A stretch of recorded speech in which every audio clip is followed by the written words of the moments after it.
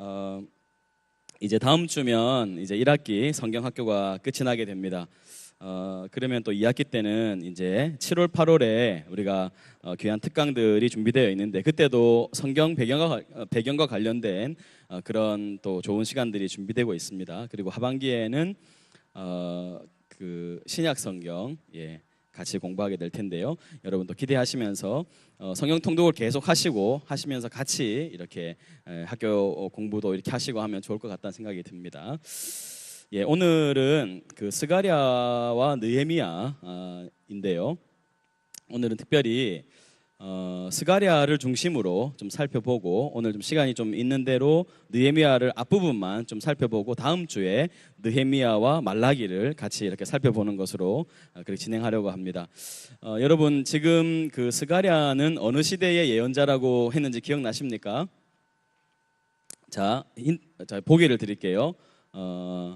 그 포로 전, 포로기, 포로 후. 자 1번, 2번, 3번. 몇 번이죠? 3번. 자, 다시요. 1번 포로 전, 2번 포로기, 3번 포로 후. 정답은 포로 후.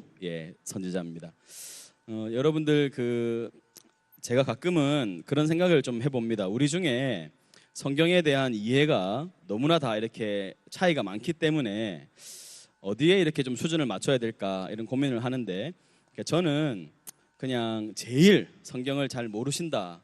그러니까 거의 성경에 대한 이해가 없다라는 분에게 초점을 맞추는 것이 모두를 위해서 가장 좋은 것이 아닐까 생각을 했습니다. 그래서 여러분 계속 제가 가급적이면 꼭 기억했으면 좋겠다고 싶은 것들은 반복하고 그러면서 여러분들이 좀 성경을 잘 익힐 수 있도록 그렇게 좀 도움을 드리려고 해왔습니다. 자 보십시오.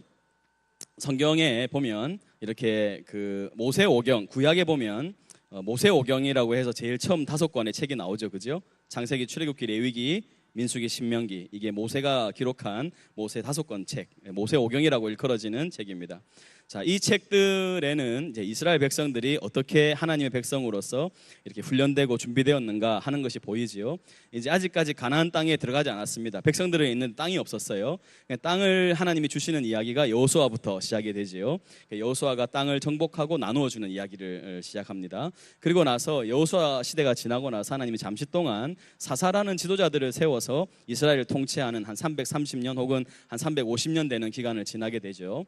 그렇게 하고 나서 이 백성들이 이제 사무엘 때에 이르러서 하나님의 사무엘이라는 참 시대의 탁월한 지도자를 보내주셨는데 그 사무엘의 아들들이 사무엘 아버지처럼 하지 않고 자신들의 사역을 위해서 백성들을 통치할 때 그들이 무엇을 요구하게 됩니까?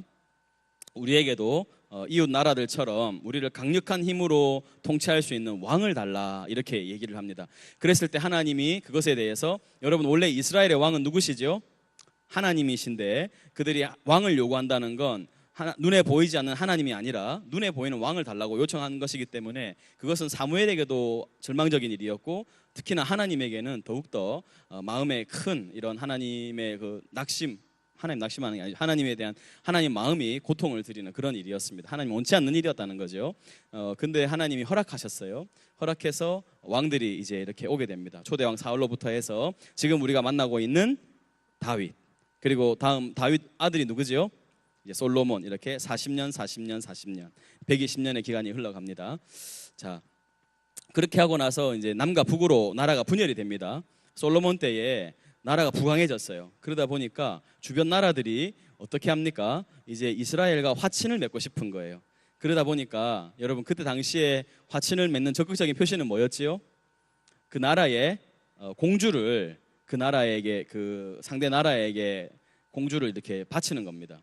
그렇게 하다 보니까 솔로몬이 그런 화친을 다 받아들이면서 공주들을 다 받으니까 아내가 엄청 많아졌죠.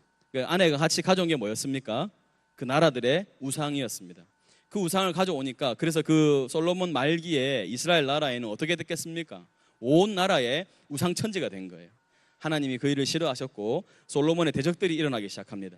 그래서 솔로몬의 대적들이 일어나면서 결국은 나라가 두 개로 분열이 됩니다. 북이스라엘과 남유다로 분리가 되죠. 하나님의 그 역사의 전통성은 남유다로 흘러갑니다. 자, 그런데 이 두 나라 모두 하나님을 떠나는 길을 계속 걷습니다. 그래서 북이스라엘은 722년에 아수르에 의해서 멸망을 한다고 이렇게 말씀을 드렸습니다. 여러분 이 이야기는 귀에 딱지가 않도록 제가 말씀을 드렸어요. 그러니까 여러분 이 정도는 꼭 기억을 해둡니다. 제가 한번 같이 한번 봅시다. 북이스라엘은 722년 아수르에 의해 멸망한다. 예. 지금 이렇게 한 세 분 정도는 굉장히 새로워하시는 것 같아요. 언제 우리가 그런 걸 배웠나요? 이런 표정이신데 예, 누누이 했습니다. 그 다음에 남유다는 혹시 몇 년인지 기억하십니까? 예, 586년. 586년에 북이스라엘보다는 한 뭐 백수십 년 이렇게 좀 뒤에 남유다도 어느 나라에 의해서요? 예, 바벨론에 의해서 멸망을 하게 됩니다. 한번 따라서 합시다. 남유다는 586년에 바벨론에 의해 멸망합니다. 예, 북이스라엘은 아수르, 남유다는 바벨론에 의해서 멸망하는 거예요. 결국은 이게 뭔가 하면 세계사의 흐름을 말하는 거죠. 그러니까 북이스라엘을 멸망시킬 때는 세계를 제패하던 나라가 아수르였고 남유다를 정복할 때 세계를 제패한 나라는 바벨론이었다는 거예요. 자, 근데 이 바벨론의 나라가 70년밖에 되지 않습니다. 여러분 그 예언을 누가 했다고 제가 말했지요? 예레미야 선지자가 했다고 말했어요. 오늘 제가 여러분에게 이걸 좀 보여드려야 되겠다 생각을 했어요. 70년 얘기를 하는데도 여러분들이 조금 어려워하는 것 같아서 이 70년에 관한 이야기를 흩어져 있는 예언서들의 그 기록들을 좀 살펴보면서 하나님이 얼마나 정확하게 이 역사를 움직여 가셨는가 하는 것을 좀 말씀드리려고 해요. 근데 이제 70년을 계산할 때 포로가 3차에 의해서 이렇게 바벨론 포로로 잡혀간다 이렇게 말씀을 드렸어요. 자, 1차 포로는 606년입니다. 이때 1차 포로로 끌려갔던 사람이 다니엘과 세 친구라고 그렇게 말씀을 드렸어요. 한번 따라서 합시다. 1차 포로 다니엘과 세 친구. 그러니까 여러분 제일 먼저 잡혀간 사람이 다니엘이죠. 다니엘은 제일 먼저 잡혀가서도 제일 오래 사역하는, 그러니까 바벨론이 멸망하고 그 다음 세계를 제패하는 나라가 페르시아라 그랬죠. 이 페르시아가 정권을 잡을 때까지 사역을 했던 사람이 이 다니엘이었습니다. 자, 그렇게 1차 포로 다니엘이 잡혀가고 2차는 597년에 2차 포로가 잡혀갑니다. 이때 잡혀간 사람이 에스겔이라고 말씀드렸어요. 한번 따라합니다. 2차 포로는 597년 에스겔과 기타 등등 예, 대표적으로 에스겔이라 그랬어요. 에스겔 잡혀갑니다. 그리고 결국에 이제 멸망하는 것이 그 시드기야 왕과 함께 586년에 완전히 멸망합니다. 그러니까 성전이 완전히 무너진 건 몇 년이겠어요? 586년입니다. 솔로몬 성전이 완전히 무너진 것이 586년이에요. 근데 고레스가 바벨론을 물리치고 페르시아가 세계 이제 바벨론을 물리쳤을 때 그때가 539년 그때쯤 되는데 계산을 해보면 586년하고는 70년이 안 됩니다. 그래서 1차 포로가 시작된 다니엘이 잡혀갔던 606년을 기준으로 70년이라고 하면 538년이 고레스가 칙령을 내린 538년이 70년이 되는, 그렇게 우리가 이야기를 한다고 했어요. 근데 오늘 우리가 이제 배울 거는 뭔가 하면 성전을 다시 짓는 이야기거든요. 고레스가 바사 왕이었던 페르시아의 왕이었던 고레스가 너희 이스라엘 백성들, 너희 유다 백성들 돌아가서 하라고 한 일이 뭐였어요? 무너진 성전을 다시 지으라 하는 거였습니다. 성전을 지으라 그랬으니까 586년에 무너진 성전이 언제 완공되는가 하면 516년에 완공이 돼요. 그러면 여러분 586년으로부터 516년 딱 몇 년입니까? 70년이죠. 그래서 성전이, 그러니까 기준을 두 가지로 보는데 1차 포로에서 고레스 칙령까지 70년, 그 다음에 솔로몬 성전이 무너진 586년에서 다시 스룹바벨 성전이 재건된 516년까지 70년, 이렇게 두 가지로 봅니다. 그러면 이 70년이라는 이야기가 도대체 어디에 나오는가 하는 것을 여러분에게 좀 먼저 알려드리겠습니다. 이 연도는 굉장히 중요하니까요. 또 왜 70년이라고 말하는지도 중요하니까 그것을 좀 설명드리려고 합니다. 자, 제일 먼저 이 70년에 대한 이야기를 한 사람은 물론 그게 정확한 그 70이라는 숫자는 언급되어 있지 않지만 이사야가 제일 먼저 시작합니다. 150년 전에 이사야가 먼저 이 이야기를 시작해요. 자, 여러분 이사야 45장으로 한번 가보세요. 구약성경 1022페이지입니다.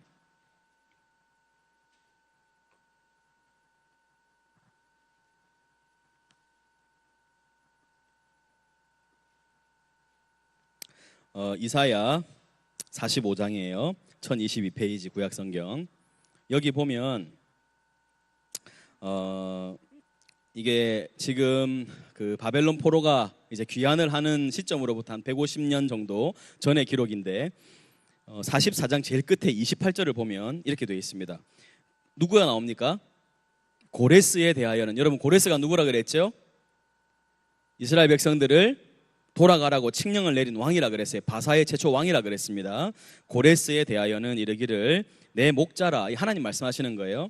그가 나의 모든 기쁨을 성취하리라 하며, 예루살렘에 대하여는 이르기를 중건되리라 하며, 성전에 대하여는 내 기초가 놓여지리라 하는 자니라. 여러분 고레스에 대한 이야기가 150년 전에 이사야에 의해서 예언이 됩니다. 여러분 그래서 사람들이 이사야가 66장으로 이루어져 있잖아요. 근데 1장에서 39장까지 이야기하고 40장부터 66장까지 이야기가 완전히 시대를 달리하고 분위기가 달라집니다. 그래서 구약을 연구하는 학자들은 이사야가 한 권이 아니고 두 권으로 봐야 된다. 그래서 이 부분은 제2 이사야다 이렇게 설명을 하기도 하는데 우리는 그렇게 보지 않습니다. 이사야를 한 권의 책으로 보고요. 여러분 하나님께서 환상을 보여주시면 미래의 일을 볼 수 있습니까? 없습니까? 볼 수 있죠. 그 미래에 대한 이야기를 정확하게 언급한다고 해서 이 기록이 후대의 기록이다 이렇게 말하지 않습니다. 자, 제가 여기 좀 어려운 말씀을 드렸는데 이런 건 여러분 전혀 신경 쓰지 않으셔도 되고, 근데 흔히 우리가 그냥 이렇게 지나가다가 누군가 이사야는 두 권의 책이야, 제2 이사야 이런 말 하면 깜짝 놀라는데 여러분 놀라지 마시라고 제가 미리 한번 말씀을 드리는 거예요. 여러분에게 예방주사 한 당 놓아드린 겁니다. 그러니까 제2 이사야 이런 데 해놓을 필요 없고 우리는 이사야를 한 권으로 읽는다 이렇게 생각하시고요. 그 44장에 보니까 끝에 고레스에 대한 예언이 나오는 거예요.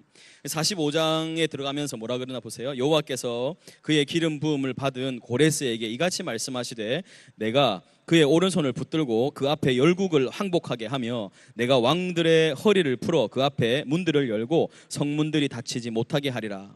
내가 너보다 앞서가서 험한 곳을 평탄하게 하며 논문을 쳐서 부수며 쇠빗장을 꺾고 내게 흑암 중의 보화와 은밀한 곳에 숨은 재물을 주어 네 이름을 부르는 자가 나 여호와 이스라엘의 하나님인 줄을 내게 알게 하리라. 이러면서 하나님이 고레스를 통해서 이스라엘 나라를 회복시키실 것을 예언하셨어요. 자, 근데 이 부분을요, 그 요세푸스라는 유대 역사가가 있습니다. 이 사람의 책이 어쩌면 우리에게 사실 참 유익한 건 뭐냐면 그때 당시에 역사 기록이 없기 때문에 요세푸스라는 기록을 우리가 좀 유익 있게 보는데요. 뭐 약간 뭐 이렇게 가장도 있고 또 이렇게 허구도 있고 그렇긴 합니다만은 그래도 아주 중요한 역사 기록으로 봅니다. 요세푸스 여러분 꼭 기억해 두십시오. 근데 요세푸스는 이 고레스에 대한 기록을 하면서 고레스가요 이 이사야 44장과 45장에 나와 있는 자신에 대한 예언을 보면서 세계 재패를 꿈꿨다 이렇게 말을 합니다. 물론 뭐 그게 해석된 이야기겠지만 그렇게 생각을 했다는 거예요. 지금 여러분 고레스가 있기 전에 몇 년 전 이야기라고요? 150년 전에 최초로 이사야가 이런 이야기를 시작합니다. 자, 근데 직접 70년에 대한 언급이 나오는 것이 이제 그 다음부터 나오는데요. 자, 그 다음 책인 이사야 다음에 예레미야로 가봅니다. 예레미야가 도대체 뭐라고 얘기했는가? 25장으로 한번 가보세요. 예레미야 25장. 예레미야 25장 1089페이지 근처에 있어요. 구약성경 1089면 여러분 이건 여러분 눈으로 좀 확인하면 좋습니다. 예레미야 25장에 보면 자 11절 보세요. 11절 이 모든 땅이 폐허가 되어 놀랄 일이 될 것이며 이 민족들은 몇 년 동안이요? 70년 동안 공표하십시오. 70년 동안 바벨론의 왕을 섬기리라.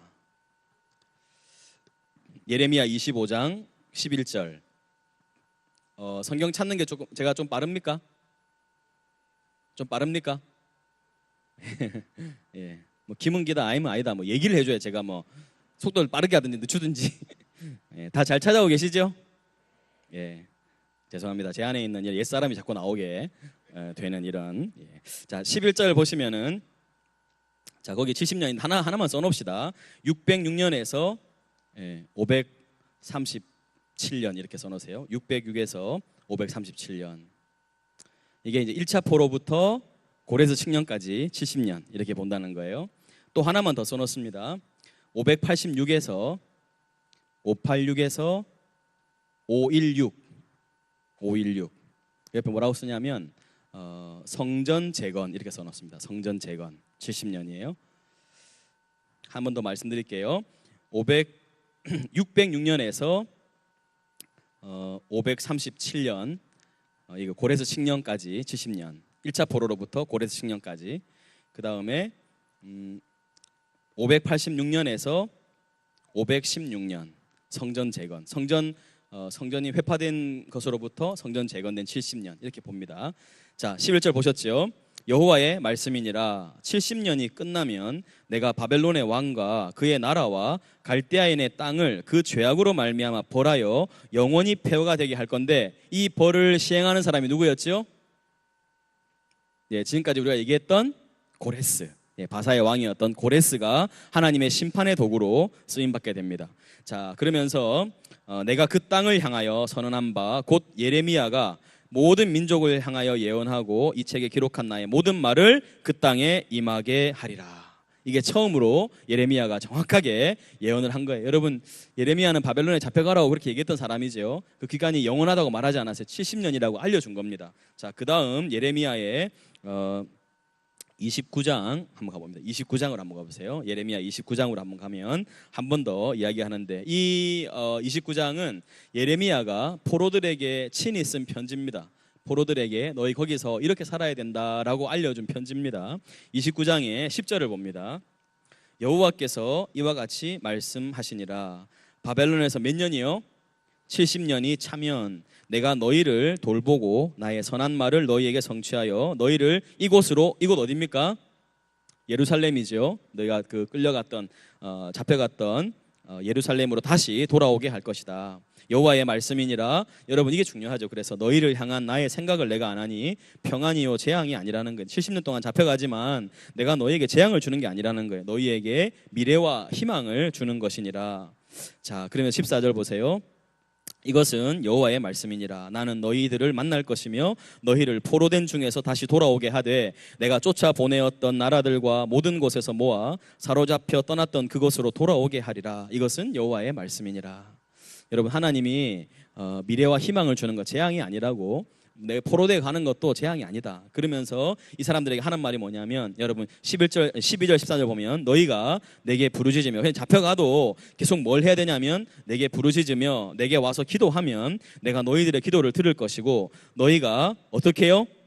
온 마음으로 나를 구하면 나를 찾을 것이요 나를 만나리라. 이렇게 좀 말씀해 주셨어요. 그러니까 포로되어 가도 거기서 절망하고 낙심하고 있는 것이 아니고 하나님 앞에 기도하고 간구하고 온 마음으로 찾는 것, 이것을 하나님이 명하셨습니다.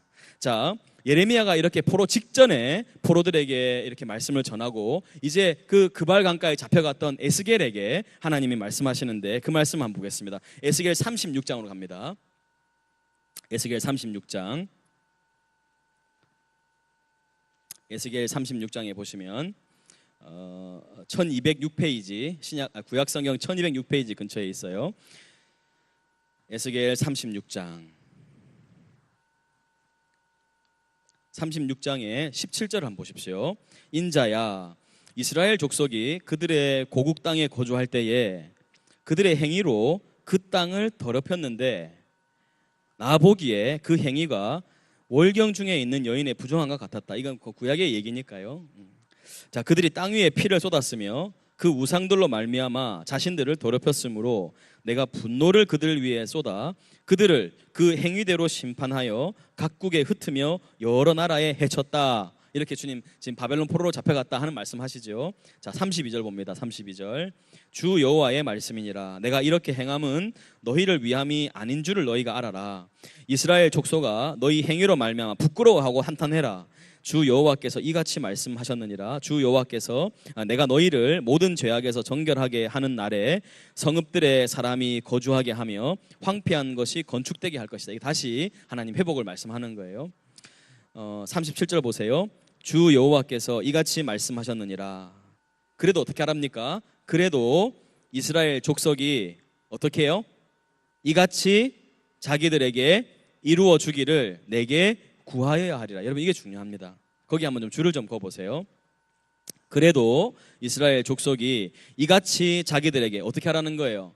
70년 뒤에 자기들을 다시 포로에서 돌려달라고, 우리를 그 압제된 곳에서 보내달라고 뭐 하라는 겁니까? 기도해라는 거예요. 그래도 이루어 주기를 내게 구하여야 할지라.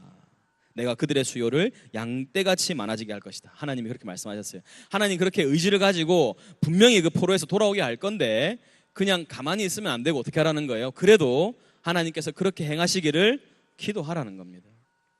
여러분, 우리가 그 신약 시대를 살 때 그런 생각이 가끔 들어요. 하나님 다 아시잖아요. 여러분, 하나님 모르는 거 없잖아요, 그죠? 그러면 하나님이 내 필요를 다 아실 텐데 뭐 굳이 내 입으로 기도를 해야 하나, 이렇게 생각하실 수 있는데 그렇지 않다는 거예요. 하나님은 어떻게 하기를 원하세요?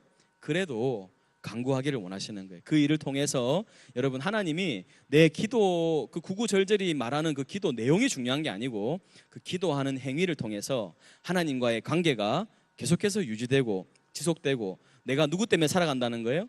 나는 나 자신의 힘으로 살아가는 것이 아니라 하나님의 은혜가 없이는 살아갈 수 없는 사람입니다 하는 고백을 하게 하시는 거예요. 그러니까 여러분, 하나님께서 여러분의 인생을 책임질까요, 안 질까요?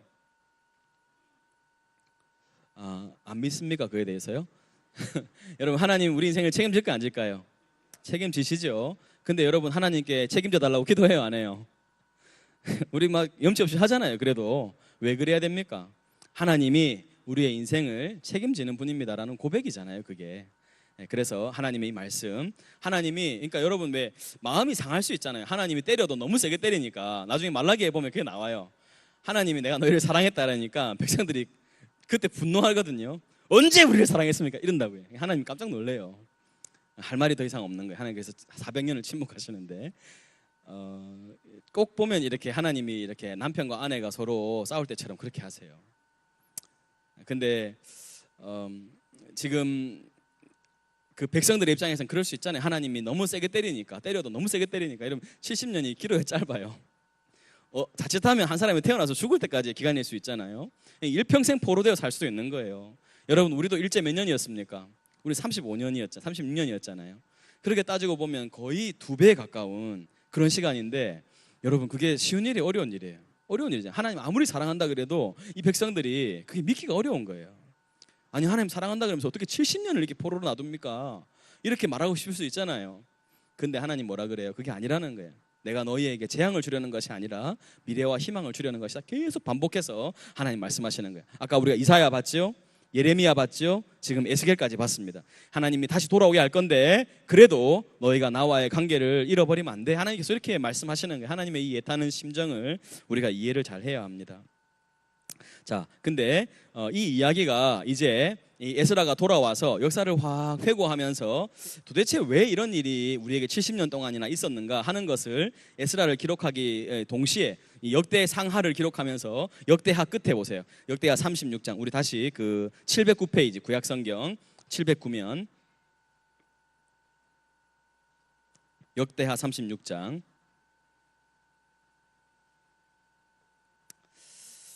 역대하 36장에 20절 한번 보세요. 20절 19절부터 보겠습니다. 이게 포로되어 잡혀가는 장면인데 19절부터 또 하나님의 전을 어떻게 했습니까? 불사르며 36장 19절이에요. 예루살렘 성벽을 어떻게 했어요? 헐었어요. 자, 보세요. 하나님의 전은 불탔고 성벽은 헐어졌어요. 그들의 모든 궁실을 불살랐고 그들의 모든 귀한 그릇들을 부수고, 이게 바벨론이 지금 한 일이에요. 칼에서 살아남은 자를 그가 어디로요? 바벨론으로 사로잡아 가매 무리가 거기서 갈대아 왕과 이 바벨론 나라를 말하는 거예요. 그의 자손의 노예가 되어서 바사국이 통치할 때, 이게 언제입니까? 537년. 누구에 의해서?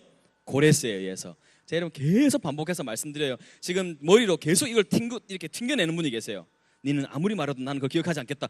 표정이 아무리 말해도 난 기억하지 않겠다, 막 이런 분들이 계시는데 그러지 마세요, 여러분. 자, 바사국이 통치할 때까지 이르게 될 거다. 70년이라는 거예요. 이에 토지가 황폐하여 땅이 안식년을 누림같이 안식하여 몇 년이에요? 70년을 지냈으니 여호와께서 누구의 입으로?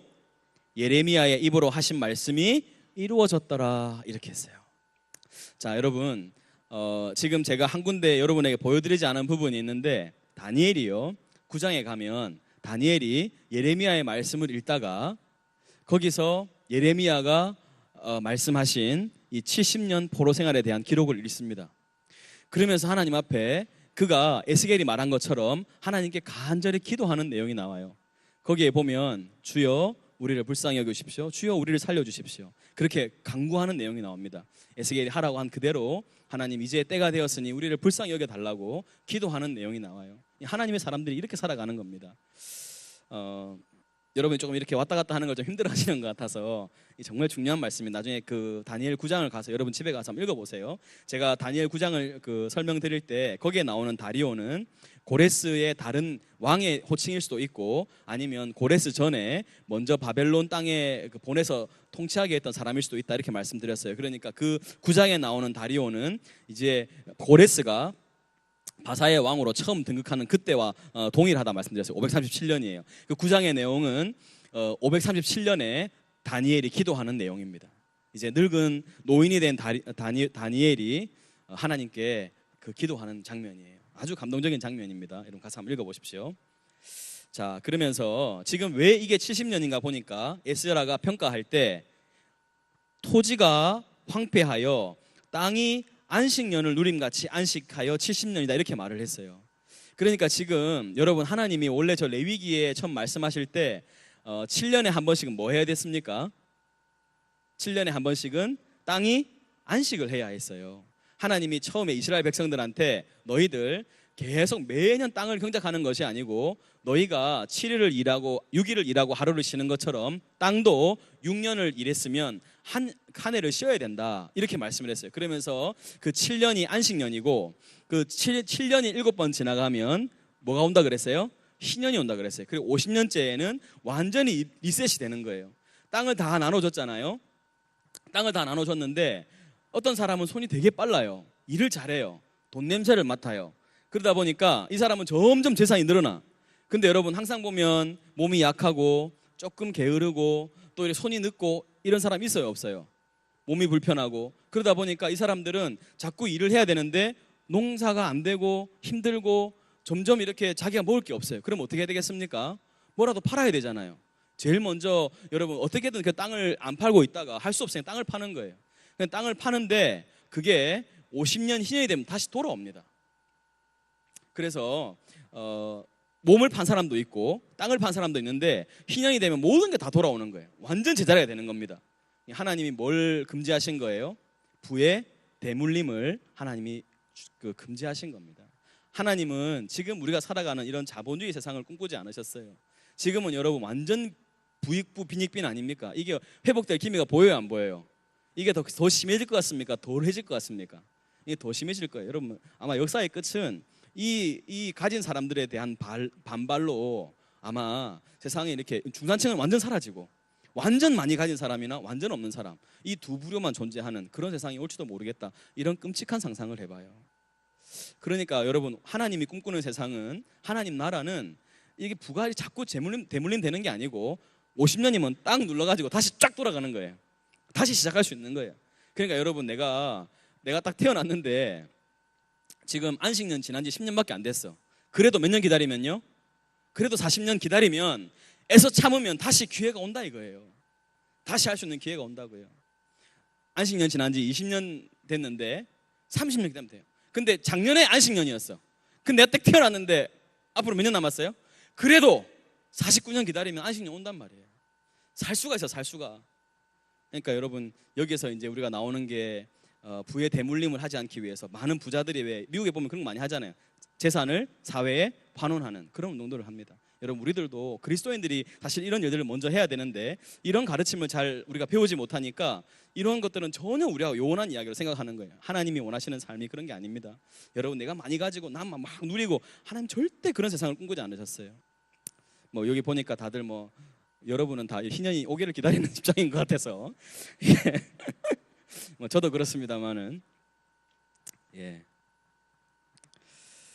그렇습니다. 그래서 이게 지금 땅이 안식을 못했단 말이에요. 그래서 하나님이 지금 엘리 제사장 이후로 그러니까 사사시대 끝이죠. 그때로부터 한 500여 년을 계산해서 77 49 아닙니까? 그러니까 여러분 원래 안식년을 7년에 한 번씩 해야 되는데 한 번도 이달이 안 한 거예요. 그러니까 하나님이 그 7년을 70번 계산해서 77이 49 그래서 490년을 계산해서 70년 동안에 땅에 안식을 주신 거예요. 그러니까 여러분, 그들이 하나님이 하라고 했던 말씀을 지키지 않았기 때문에 포로 기간이 길어진 겁니다. 이해가 되시죠? 포로 기간이 왜 70년이었는가? 그들이 안식년을 지키지 않아서 하나님이 강제적으로 땅을 안식하게 하셨다, 이런 거예요. 자, 이렇게 지금 70년이 지났어요. 그러니까 여러분, 지금 바벨론에 살아가던 사람들은 이미 다 자리를 잡았다 그랬죠, 그죠? 여러분, 70년이면 세대가 두 번 지나갔습니다. 그러면 그 땅에서, 바벨론에서 태어난 사람들, 바벨론 말을 하는 이스라엘 백성들이 얼마나 많았겠냐고요. 그냥 다시 하나님이 고레스 신령을 내려가 돌아가라 그러니까 돌아가는 게 쉽지 않았어요. 어떤 기록에 보면 그들의 수가 거의 300만에 육박했다, 이렇게 말하는 사람도 있어요. 여러분, 저 이스라엘 백성들이 모세가 그들을 인도할 때 60만이었잖아요. 근데 60만에 남자만, 장전만 60만이었으니까 우리는 대략 200만으로 보지 않습니까? 근데 지금 이 이스라엘 포로되어 가서 바벨론에 살았던 사람들이 거의 한 300만으로 불었다, 이렇게 봐요. 근데 지금 돌아온 숫자는 5만이에요. 5만. 6만밖에 안 돼요. 그러니까 대다수 사람은 지금 어디 남아 있는 거예요?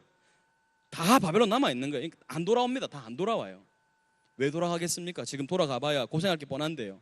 가면 뭐 해야 됩니까? 성벽 다 무너져 있죠. 성전 다 무너져 있죠. 집이 있습니까? 뭐 땅은 괜찮아요? 가봤자 지금 고생 뻔한데 하나님 돌아가라 그러는 게 쉽지 않았습니다. 근데 그 결단을 하고 돌아간 사람들이 있었다 그랬어요. 그래서 1차로 그들을 수룹바벨의 인도하에 하나님이 그들을 돌아오게 했어요. 6만 명이 돌아왔어요. 이스라엘의 포로를, 그 시온의 포로를 돌리실 때 우리가 꿈꾸는 것 같았다, 이런 시편의 노래를 부르면서 그들이 돌아온 겁니다. 그래도 하나님의 나라를 꿈꿨던 사람들, 그 극소수. 여러분, 하나님 나라는 항상 보면 이렇게 다수가 아닌 것 같아요. 소수인 것 같아요. 그 사람이 돌아와서 하나님이 이제 성전을 건축하라 그랬으니까 성전부터 지어야 되는데 538년에 고레스 칙령을 듣고 돌아왔는데 그 2년 뒤에 성전 기초를 놓습니다. 536년에요. 기초를 놨어요. 근데 그 주변에 사마리아 사람들이, 정착하고 있던 사람들이, 이 사람들이 여기 와서 마치 날라온 돌이 박힌 돌을 뺀다고 지금 자기들 잘 살고 있는데 와서 막 성전 짓고 막 이런 하니까 이것 봐라, 방해를 해야 되겠는 거예요. 그래서 방해를 막 합니다. 우리가 같이 짓자 막 이러면서.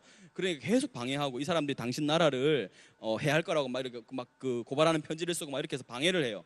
그래서 그 사람들이 그런 방해를 받으니까 16년 동안이나 성전 건축을 손 놓고 있었다 그랬어요. 그래서 520년에 하나님이 누구를 보냅니까?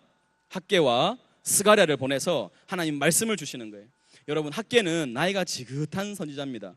왜 그런가 하면, 여러분, 학개는 그 2장에 보면 그런 얘기를 했어요. 너희 중에 이전에 이전 영광을 본 자가 있느냐? 지금 너무 초라하지 않느냐라고 말을 하는 것을 볼 때 학개는 뭘 본 것 같아요?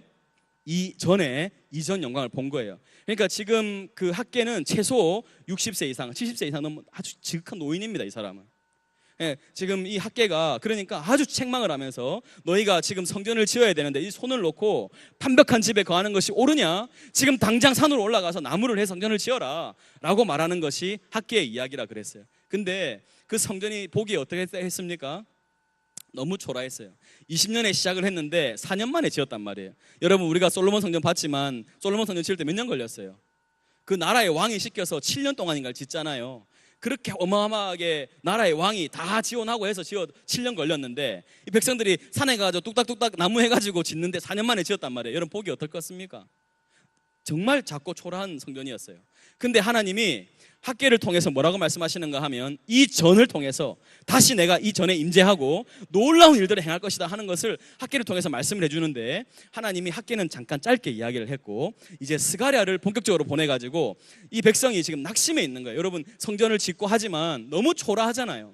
그러니까 이 백성들 안에 두려움이 있었어요. 하나님이 우리를 돌려보내서 오기는 왔는데 진짜 우리가 다시 하나님 앞에서 소망이 있을까?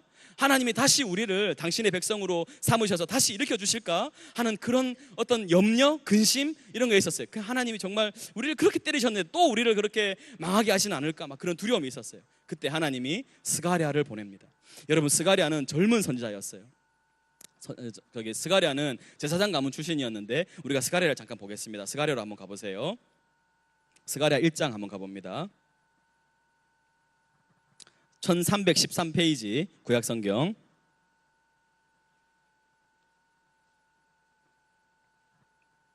스가랴 1장으로 한번 가보세요. 1313페이지. 여기 보니까 1절에 보니까 뭐라고 나옵니까? 다리오 왕 몇 년이요? 제2년 8째 달 이렇게 나오죠. 자, 근데 학계가 언제 사역했는가 한번 봅시다. 학계 1장으로 한번 보세요. 바로 앞에 학계 있죠. 학계 1장의 1절 보니까 뭐라고 되어 있습니까? 다리오 왕 제2년 6째 달. 그러니까 이 사람은 제2년 6째 달이고 스가랴는 제2년 8째 달. 그러니까 학계보다 몇 개월 뒤에 2개월 뒤에 하나님의 부름을 받은 거예요. 제가 여러분 나눠드린 유인물에 보면 학계와 스가랴, 에스라의 주요 사역 일지가 있어요. 여기에 보면 여러분 학계의 첫 설교가 며칠이나 나와요? 520년 8월 29일 이렇게 나오죠. 여러분 이 월일은 태양력입니다. 태양력. 여기에 나와 있는 게 아니고 태양력으로 환산하면 이렇다는 거예요. 학계가 첫 설교를 했고 성전 건축이 9월 21일에 재개가 됐고 10월 17일에 학계의 두 번째 설교가 시작됐고 요때쯤에 스가랴가 사역을 시작했다. 그 다음에 12월 18일에 학계의 세 번째와 네 번째 설교가 있었고 그 한 해 뒤에 519년 2월 15일경에 스가랴의 8가지 환상이 나타난다.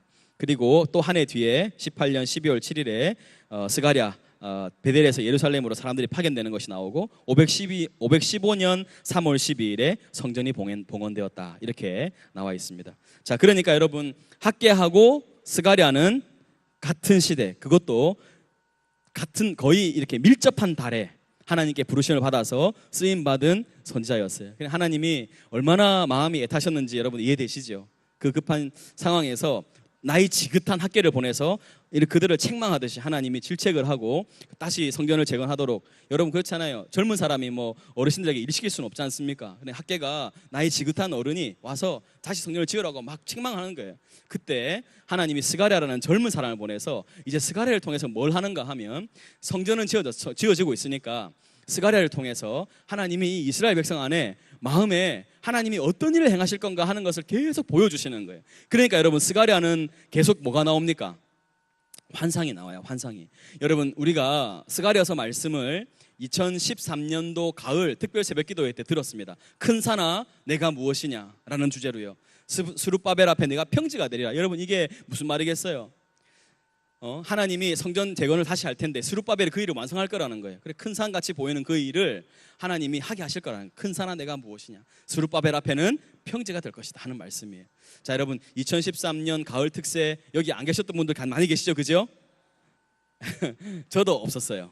제가 2014년 1월부터 사역을 했기 때문에 저도 그때는 없었습니다. 저도 그 말씀 다 듣지 못했는데 여러분도 아마 지금 들었지만 그때 스가랴였어 지금 표정이, 그죠? 지금 그때 스가랴였네 이런 표정들이신데 여러분 그때 우리가 들은 말씀이 스가랴입니다. 혹시 기억납니까?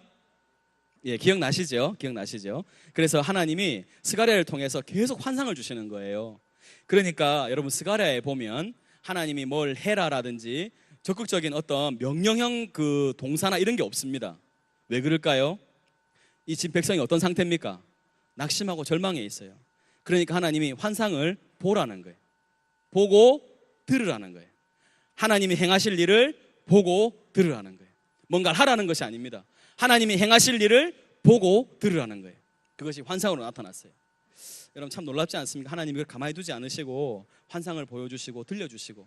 그래서 여러분 이게 8가지의 환상이 나오는데 이 환상이 구성이 이렇게 되어 있습니다. 산처럼. 보통 이야기는 기승전결해서 끝에 결론부 이렇게 제일 중요한 이야기를 두지 않습니까? 근데 히브리 그 문법의 특징 중에 하나가 이렇게 가운데다가 이걸 배치해가지고 제일 중요한 이야기를 꼭 지점에 두는 이런 방식을 쓰기도 해요.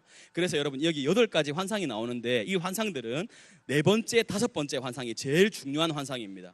4번째 환상은 뭔가 하면 대제사장 여호수아한테 더러운 옷을 벗기고 새로운 옷을 입혀주는 환상이에요. 4번째 환상입니다. 5번째 환상은 뭔가 하면 하나님 여기 제가 나눠드린 프린트에 보시면 나와 있죠. 순금 등대와 두 감람나무라고 해가지고 그 등잔대가 있는데 그 양옆에 두 감람나무가 있어서 기름이 계속 공급되는 거예요. 그래서 불이 꺼지지 않습니다. 이게 여러분 뭘 말하는 거겠어요? 하나님이 이제 이런 환상들을 통해서 결국은 뭘 하시겠다는 건가 하면 하나님이 이스라엘 백성들을 그 더러운 옷을 입고 있는 죄악에 젖어 있는 것 같은 백성들의 옷을 벗기고 새 옷을 입히셔서 그들을 완전히 회복시키시고 빛된 사명을 감당하게 하겠다. 근데 그 일을 내가 하나님이 벗기고 더러운 옷을 벗기고 새 옷을 입혀주시고 그리고 그 감람나무에 기름을 주입하심으로 성령의 역사를 통해서 하나님이 그 일을 하시겠다 하는 환상을 보여주신 거예요. 근데 이 첫 번째와 여덟 번째에 배치되어 있는 환상은 뭔가 하면, 첫 번째는 뭐예요? 네 마리의 말이에요. 이것도 뭐냐면 네 마리의 말이고, 네 번째 여덟 번째는 네 대의 전차입니다. 네 병거라고 그래요. 붉은 말을 탄 사람, 그리고 그 뒤에 따르는 사람들, 이게 뭐냐면 온 세상을 감찰하는 하나님의 사자들입니다. 그러니까 여러분, 지금 이스라엘 백성들이 보기에는 하나님이 너무 무력한 것 같고 아무것도 안 하시는 것 같이 생각했는데, 하나님이 환상을 통해서 뭘 보여주신 거예요? 온 세상을 하나님이 두루 다니면서 지금 계속해서 하나님이 일을 하고 있다는 거예요. 하나님 무슨 일 하시겠어요? 심판하는 일을 하시는 거예요. 지금 첫 번째 나와 있는 환상, 마지막 환상이 그걸 말해요. 하나님이 네 마리의 말, 또 네 병거를 통해서 하나님이 온 세상을 다니면서 지금 감찰하고 있다는 거예요. 두 번째, 세 번째 환상은 뭘 말하는가 하면, 자, 하나님이 일을 하시는데 구체적으로 어떤 일을 하시는가 하면 네 뿔과 네 대장장이라 그래서, 네 뿔은 이스라엘 백성들을 괴롭히는 나라들을 가리킵니다. 여러분, 이거 어디서 본 기억나세요 혹시? 우리 다니엘 할 때 그 뭐 머리는 뭐고 가슴은 뭐고 다리는 뭐고 기억나죠? 그게 하나님이, 근데 하나의 뜨인 돌이, 손으로 다듬지 않은 돌이 떠서 그걸 다 깨뜨리지 않습니까? 그죠? 그 환상하고 똑같은 환상이에요. 이게 네 뿔은 이스라엘 나라를 괴롭힌 나라들을 말하는데, 근데 대장장이들이 와서 그 뿔들 다 깨뜨릴 거라는 거예요. 그러니까 이스라엘 나라는 괴롭히는 나라들을 하나님이 그들을 다 쳐서 깨부시겠다 하는 환상이 네 뿔과 네 대장장이의 환상이에요. 자, 그 다음 나오는 측량줄은 뭔가 하면, 하나님이 어떤 사람이 이렇게 측량줄을 들고 가고 예루살렘 성을 이제 새롭게 이제 지으실 것을 말씀하시는데, 그러니까 지금 이 이스라엘 백성들 안에서 그 있는 죄악들을 제거하고 하나님이 다시금 이 이스라엘을 회복시킬 것이다 하는 말씀들을 하시는 거예요. 자, 그리고 여섯 번째, 일곱 번째 환상은 똑같습니다. 이 날아가는 두루마리는 뭔가 하면, 이게 죄악이 가득한 이 두루마리인데, 이게 죄악을 심판하려고 날아다니는 두루마리예요. 그래서 거짓말하는 자, 특별히 십계명을 거역하는 자들을 하나님이 그 두루마리에 날아가다가 그 집에 내리는 거예요. 그래서 그 집에 재앙을 내리는 겁니다. 이건 뭐냐면 이스라엘 안에 있는 죄악을 이 두루마리 환상을 통해서 하나님이 제거하겠다라는 것을 보여주신 것이고, 그 다음에 에바 속의 여인은 뭔가 하면, 이 에바 속의 여인의 죄를 상징하는데, 이 여인이 하나님의 강풍에 의해서 저 바벨론 땅으로 물러갑니다. 그러니까 그 이스라엘 안에 있는 죄들을 하나님이 바벨론으로 몰아내실 것이다. 이런 환상들을 통해서 하나님이 네 번째, 다섯 번째 환상 뭐라 그랬어요? 대제사장이 옷을 입히고 순금 등대와 두 감람나무를 통해서 하나님이 행하실 일들을 보여주시는 것이다, 이렇게 말씀을 드렸습니다. 여러분, 이 환상은 사실 쉽지가 않습니다. 제가 스가랴를 이렇게 읽으면서 느끼는 것이, 스가랴서는 사실 우리가 소선지서 12권이 참 어려운 책에 속하잖아요. 근데 그 중에서도 이 스가랴서가 그냥 읽어서 이렇게 이해가 될 만한 그런 책은 아닙니다. 그러나 여러분, 하나님이 왜 이런 책을 주셨어요? 우리가 이 책을 주신 이유를 잘 살펴자고요.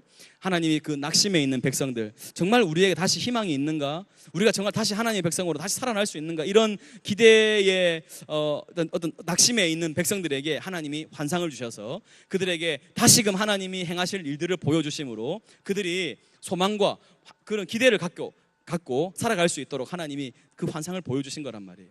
그러니까 우리가 그런 마음으로 이 환상들을 읽으면서 다 이해가 안 될지라도 하나님이 어떤 마음의 중심을 가지고 이런 환상을 주셨는가 하는 것을 꼭 기억했으면 좋겠습니다. 그런데 스가랴의 핵심은 여러분 1장 제일 전반부에 나와 있는데, 우리가 다시 스가랴 한번 보겠습니다. 자, 다리오 왕 제2년, 같은 시기라 그랬어요. 8째 달에 여호와의 말씀이 id도의 손자 베레가의 아들 선지자 스가랴에게 임했다. 왜 스가랴를 젊은 선지자라고 말하는가 하면, 여러분 여기 id도라는 사람 나오죠. 지금 스가랴가 제사장 가문인데 이 id도가 어디에 나오는가 하면, 여러분 느헤미야로 한번 가보세요. 앞에 느헤미야, 에스라 다음에 나온 책인데,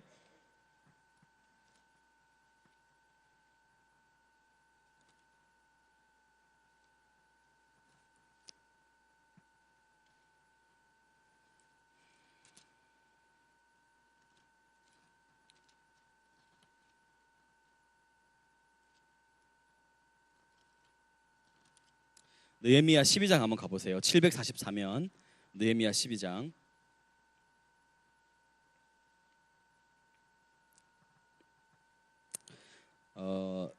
744페이지 느헤미야 12장 보시면, 스알디엘의 아들 스룹바벨과 예수아와 함께, 여호수아 대제사장 여호수아죠, 함께 돌아온 이 사람이 1차 귀환이라 그랬어요. 스룹바벨과 여호수아 돌아온 누굽니까? 제사장들과 레위 사람들은 이렇다라고 하면서 이름이 나와요. 제사장들은 스라야와 예레미야와 에스라와 아마랴와 말둡과 핫두스와 스가냐와 르흠과 무레목과, 그 다음 누가 나와요? 이또가 나오죠. 이또를 공표하시고 스가랴의 할아버지 이렇게 써놓으세요. 이또 공표하시고 스가랴의 할아버지. 그러니까 여러분, 스가랴 할아버지가 제사장인 시절에 지금 1차 포로에서 돌아왔으니까, 스가랴는 베레가의 아들이니까 할아버지가 같이 왔으니 지금 나이가 많지 않다는 거예요. 근데 여러분, 기본적으로 제사장으로 섬길 수 있는 나이는 30세라 그랬으니까 최소 30, 30세는 됐을 거다 이렇게 봅니다. 그래서 학계는 한 70, 80이 넘은 노인이라 생각하고 스가랴는 한 30대 초반에 그런 젊은 사람일 거라 생각하는 거예요. 자, 이런 걸 알아두시고, 자, 그러면서 여호와가 이제 과거를 회상합니다. 여호와가 너희의 조상들에게 심히 진노하였느니라. 그러므로 너는 그들에게 말하기를, 3절에 여러분 공표하시고 별표를 좀 해놓으세요. 3절이 다시 말하면 이스라엘 역사에 하나님이 핵심적으로 하시고 싶은 말씀의 요약입니다. 3절 다시 보세요. 그러므로 너는 그들에게 말하기를, 만군의 여호와께서 이처럼 이르시되 너희는 뭐라 그럽니까? 내게로 돌아오라. 내게로 돌아오라. 만군의 여호와의 말이니라. 그리하면 내가 너희에게로 돌아가리라. 만군의 여호와의 말이니라. 여러분, 구약 선지서를 요약하는 말입니다. 하나님이 원하시는 건 뭐냐면 나에게로 오라는 거예요. 옛적에 너희 선조들처럼 그렇게 하지 말고 돌아오라는 겁니다. 근데 지금 이 말씀을 듣는 사람들이 누구예요? 포로에서 돌아온 사람들인데도 이 사람들도 여전히 미적미적하고 있는 거예요. 진짜 하나님이 우리를 구원해 주신 게 맞나? 정말 우리가 이렇게 다시 하나님의 백성으로 회복돼 살아갈 수 있나? 이렇게 미적거리고 있으니까 하나님이 너희 조상들처럼 하지 말고 다시 돌아오라 이렇게 말씀을 하는 겁니다. 4절, 너희 조상들을 본받지 말라. 옛적 선지자들이 그들에게 외쳐 이르되 만군의 여호와께서 이같이 말씀하시기를 너희가 악한 길 악한 행위를 떠나서 돌아오라 하셨다 하나 그들이 듣지 아니하고 내게 귀를 기울이지 아니하였느니라. 여호와의 말이니라. 너희 조상들이 어디 있느냐? 또 선지자들이 영원히 살겠느냐? 내가 나의 종 선지자들에게 명령한 내 말과 내 법도들이 어찌 너희 조상들에게 임하지 아니하였느냐? 그러므로 그들이 돌이켜 이르기를 만군의 여호와께서 우리 길대로 우리 행위대로 우리에게 행하시려고 뜻하신 것을 우리에게 행하셨도다. 그러니까 지금 이스라엘 백성들이 포로되어 갔을 때 백성들 중에 몇몇 사람은 이런 얘기를 했다는 거예요. 하나님이 정당한 일을 행하셨다. 그렇게 선지자를 통해서 말씀했는데 우리가 계속 하나님 떠나갔으니까 하나님은 하나님이 하실 일을 하셨다 이렇게 얘기한다는 거예요. 지금 다시 돌아온 백성들에게 너희들 그렇게 살아서는 안 된다 하는 이야기를 쭉 하는 거예요. 그러면서 여러분 7절부터 6장까지 그 아까 말씀드린 8가지의 환상이 나옵니다. 이 환상들을 여러분 쭉 한번 읽어보시고요. 이제 여러분 스가랴서는 크게 세 부분으로 나누어져요. 1장에서 6장까지 그리고 7장 8장 그리고 9장부터 14장까지 세 부분으로 나눠지는데 7장 8장에는 두 편의 설교가 들어가 있어요. 그러니까 여러분 어쩌면 스가랴서에서 제일 은혜 받을 수 있는 지점이 7장 8장이에요. 자 보세요. 7장에 여기 보니까 7장의 1절 보니까 다리오 왕 몇 년이에요? 제4년 9째 달. 지금 몇 년 지났어요? 지금 말씀 시작한 지 2년 지난 시점이에요. 그때 이렇게 이제 얘기를 쭉 하면서 금식에 대한 이야기를 쭉 하는데 지금 한번 여러분 11절 보세요. 지금 과거를 회상하면서 또 그들에게 책망을 합니다. 그들이 천도들인데요. 듣기를 싫어하여 등을 돌리며 듣지 아니하려고 귀를 막았다. 그 마음을 금강석 같게 하여, 이런 마음이 뭐같이 된 거예요 지금? 마음이 뭐처럼 됐어요?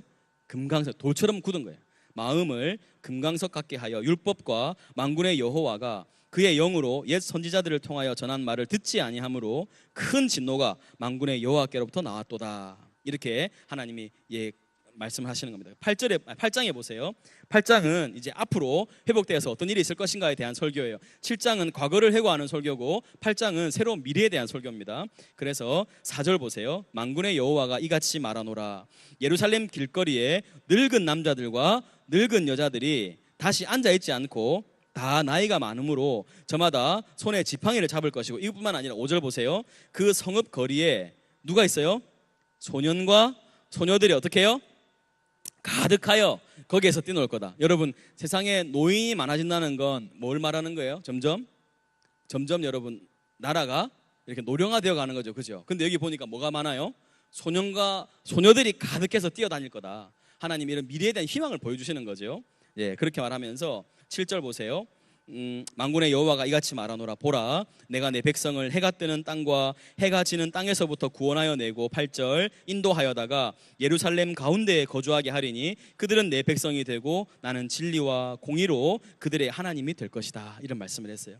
근데 하나님이요, 여러분, 과거를 회상하면서도 또 미래에 대한 말씀을 주면서도 똑같은 말씀을 하는 부분이 있는데 하나님의 본심을 알려주는 거예요. 그건 다 뭐와 관련되어 있는가 하면 이 백성들이 다른 사람들과 어떤 관계를 맺으며 살아야 하는 거예요. 자, 여러분, 이거 보고 한번 말씀드릴게요. 결론으로 우리가 마무리하십시다. 7장의 9절 보세요. 7장의 9절 보시면, 자, 만군의 여호와가 이같이 말하여 이르시기를 너희는 뭐 하래요? 진실한 재판을 행하며 서로 뭐 하래요? 인애하고 그 다음에 긍휼을 베풀어 주고. 누구예요? 가부와 고아와 나그네와 궁핍한 자. 이게 여러분 당시에 뭐라 그랬습니까? 이스라엘 나라에서 제일 어려운 사람들을 말한다 그랬어요. 이런 어려운 사람들을 뭐 하지 말며, 압제하지 말며 서로 해하려고 마음에 도모하지 말라. 여러분 여기 한번 줄을 꺼보시겠어요? 서로 해하려고 마음에 도모하지 말라. 여러분, 사람들이 마음속에 다른 사람들을 해치려고 마음에 도모를 합니다. 하나님이 그거 하지 말라는 거예요. 마음에 하지 말라는 거예요. 마음에. 자, 근데 11절 보니까 그들이 듣기를 싫어하였다. 그 과거에 대한 이야기죠. 근데 여러분 8장은 뭐라 그랬습니까? 미래에 대한 말씀했죠. 하나님이 소년과 소녀가 가득하게 될 거다 이런 말씀했지요. 그러면서 16절 보세요. 16절, 8장 16절입니다. 너희가 행할 일은 이러하니라.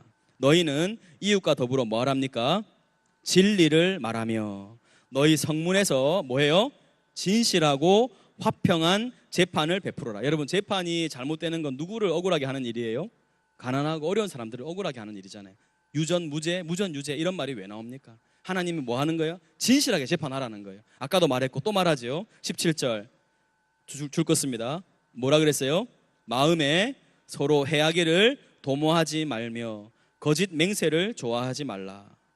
이 모든 일은 내가 미워하는 것이니라.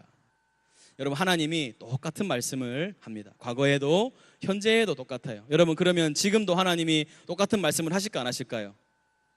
여러분과 저한테 그런 똑같은 말씀 하실까 안 하실까요? 여러분, 마음에 서로 해하려고 도모하지 말라는 거예요. 저 인간 저거 내가 제대로 한번 갈봐야 되겠다. 이런 거 하지 말라는 겁니다. 마음에 다른 사람을 해하려고 도모하지 말라는 거예요. 또 사람들끼리 모여가지고 야야 그거 알지? 그거 나한테 이렇게 했다. 너도 앞으로 잘해라. 내가 딱 한번 내가 제대로 한번 보여줄 거니까 너 난 도와라 이러면서 편 만들어가 당짓고 사람을 공격하고 해하고. 여러분, 교회가 평안할 때는 괜찮습니다.